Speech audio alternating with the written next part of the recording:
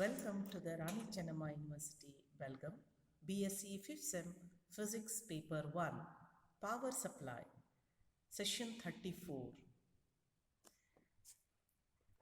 Let us start with the power supply.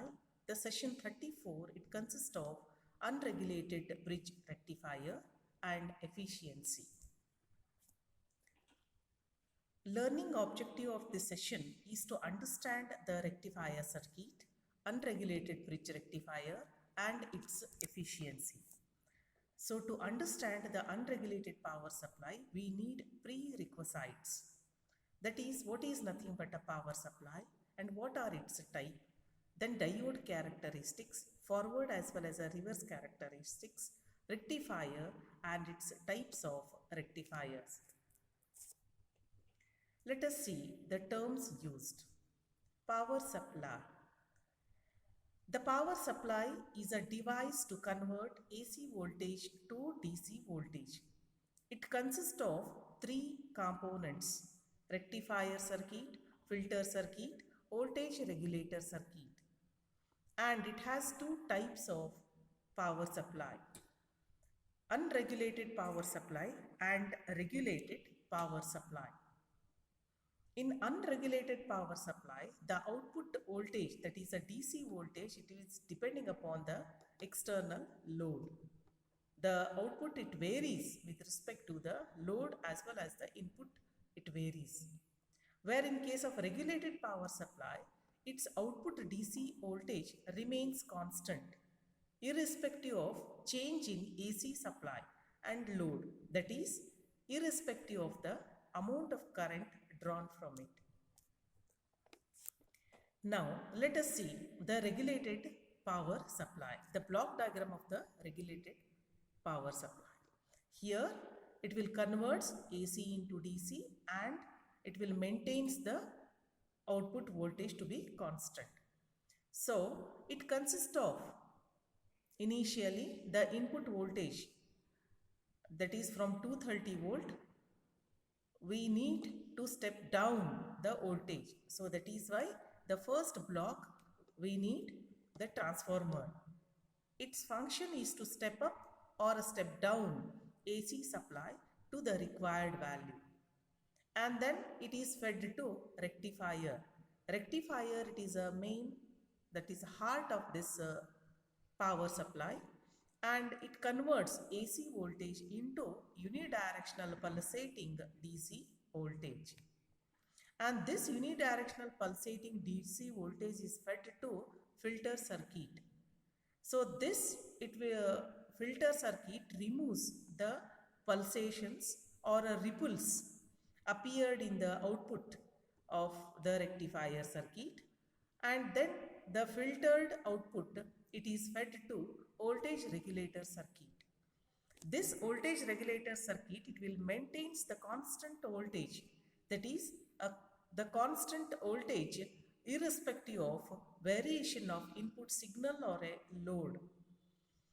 And finally the voltage regulator output, it is fed to voltage divider circuit.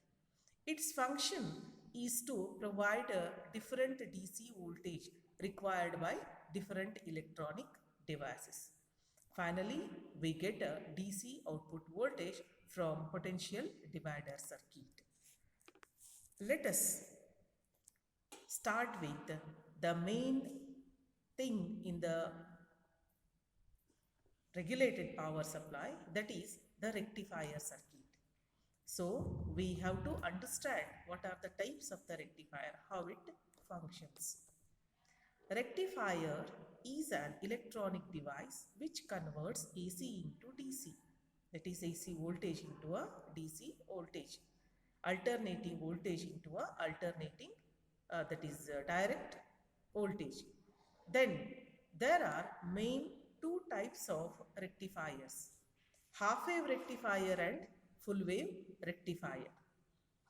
Half wave rectifier, it converts only half of the input AC voltage into unidirectional pulsating DC voltage. Here it will convert, as we know that The AC input signal, it consists of both positive as well as a negative half of the signal. So it converts only half of the input AC voltage into a unidirectional pulsating DC voltage. That is why it is known as half wave rectifier. And the full wave rectifier, it converts both the half of the input AC voltage into unidirectional pulsating DC voltage. So it converts both the half, positive as well as a negative half cycle of the input signal to unidirectional, only one directional pulsating. It is not a direct, it is a pulsating DC voltage. Then depending upon the transformer, this full wave rectifier, it is divided into center tapped full wave rectifier and bridge rectifier. Let us see the circuits of these rectifiers. The half wave rectifier, it consists of a diode and a transformer. When a AC input voltage, it is fed to the transformer, that transformer, it is step downs the voltage and it is fed to the diode and is connected in series with the load RL. Then finally we are going to take the output voltage through the load RL. When as soon as the input voltage comes from the AC input, when a positive half of the input signal, if it reaches to the diode D, as a diode it consists of a P and it is a combination of P and N type of semiconductor. If P becomes more positive than N, then the diode becomes a forward bias. So in the forward bias, a maximum amount of current it flows through the load. So which gives full output, that is whatever the input is given to the P and it is we get from the load RL. So therefore here it will rectifies, it will converts AC into a DC. So that is a pulsating unidirectional pulses, it will comes at the output for a forward bias. When the negative half of the input signal, if it reaches to P, then the diode D becomes a reverse bias. Then what happens in the case of reverse bias? There is no conduction of that diode. So due to that, so will not get any output. So therefore, here at output figure, so from pi to 2 pi, another half of the input wave will not get any output. Then further for a next positive half of the input signal, again the D becomes a forward bias and we get again the pulsating DC voltage at output. So for each positive half of the input signal we get a output, but for each negative half of the signal will not get a output. So therefore it will rectifies only half of the input signal, that is why it is known as a half wave rectifier. And here the efficiency is the 50%, means that is a fully, it is half of the full wave rectifier. So that is why we are going to study the full wave rectifier. Let us see the center tap full wave rectifier. In the center tap full wave rectifier, we are used two diodes D1 and D2. And we are used a center tap transformer, and here this center tap transformer in the secondary, it will divides the half of the signal to the diode D1 and next half of the signal to the diode D2, and finally these outputs of diodes are connected to the same point and that is connected to RL, that is in the same direction will get the output across the load RL. When the AC input it comes through the transformer T, if the diode D1 becomes a forward bias, if the positive half of the input signal it comes first in the diode D1, and if diode D1 becomes a forward bias, automatically the another half of the signal, that is negative half of the signal, it will comes to D2. Then D2 becomes a reverse bias. As D1 becomes a forward bias, then it will produce a maximum current and will get a maximum voltage at output through the load. Next, in the negative half of the signal, when D1 becomes a reverse bias. So when D1 becomes a reverse bias, D2 becomes a forward bias, because in the next positive half cycle, so it will reaches to D2. So due to that one, again in the same direction, we get the output voltage through RL. So for a negative half of the signal also we'll get a output voltage. Therefore, but it is in the same direction as that of the input. So we get a pulsating output voltage across the load.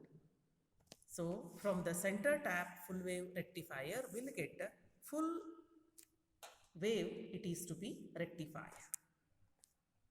Now, as this center tap transformer, it is little bit costly than the diodes. Here, in the case of all regulated power supply, we are going to use the full wave bridge rectifier. This bridge rectifier, it consists of 4 diodes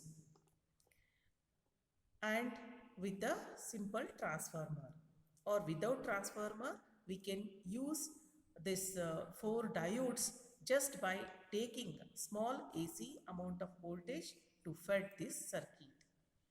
Here, this unregulated full wave bridge rectifier consists of 4 diodes D1, D2, D3, D4 are connected in the form of bridge. D1 and D2 are in the same direction and D2 and D4 are in opposite direction to that of D1 and D3.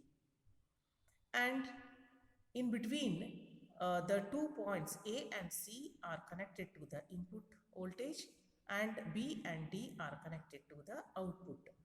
That is, we are going to take the output voltage through the load RL. When positive half of the signal, it will comes at the point A with respect to C.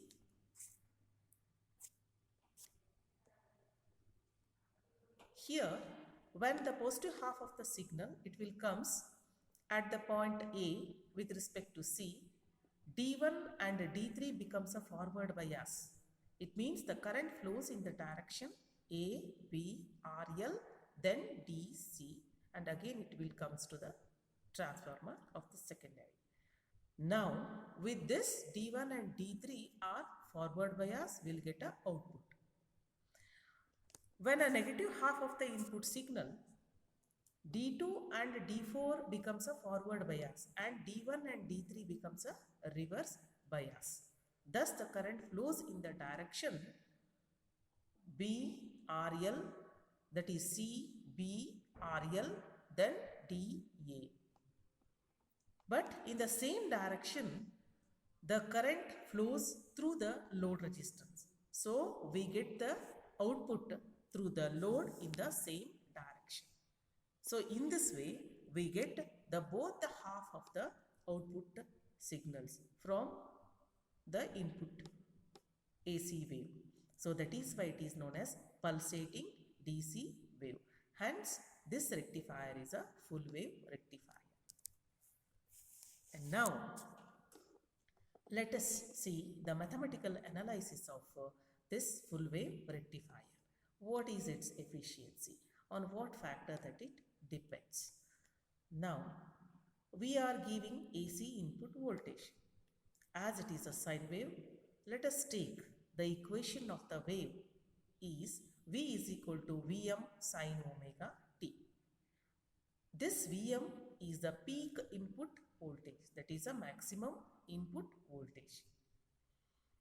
As it consists of the diode and the load resistance RL, the diode resistance is say RF and the load resistance is say RL. The total resistance in the circuit is RL plus RF. Then the maximum current flows through the circuit is Vm divided by RL plus RF.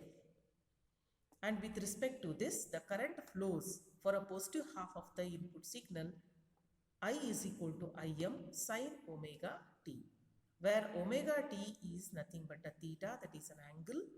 So it is the angular frequency omega, that is equal to 2 pi.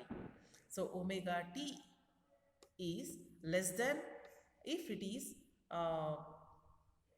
greater than or equal to 0 and less than or equal to pi, then we'll get the equation I is equal to Im sin omega t. And if it will greater than pi and less than 2 pi, and the current it flows and it is in the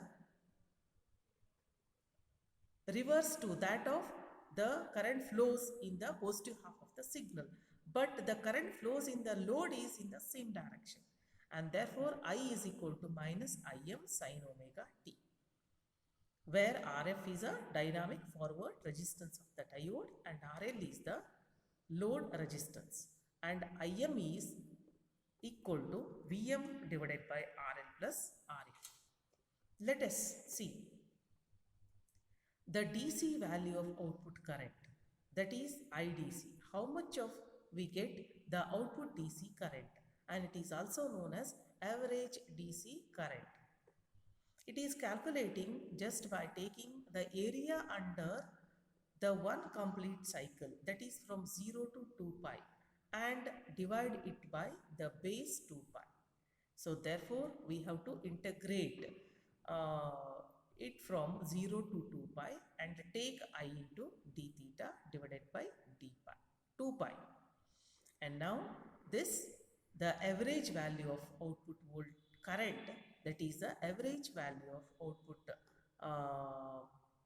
current is equal to, by substituting the value of I is equal to Im sin omega t from 0 to pi, and from pi to 2 pi it is minus Im sin omega t, and after simplifying the equation we get 2 Im by pi, and this is the DC or average value of output current. With respect to this, the DC or average value of voltage is 2 Vm by pi, and the RMS, or it is also known as effective value of output current, that is IRMS. It is the root of mean of square of the value of current in one complete cycle.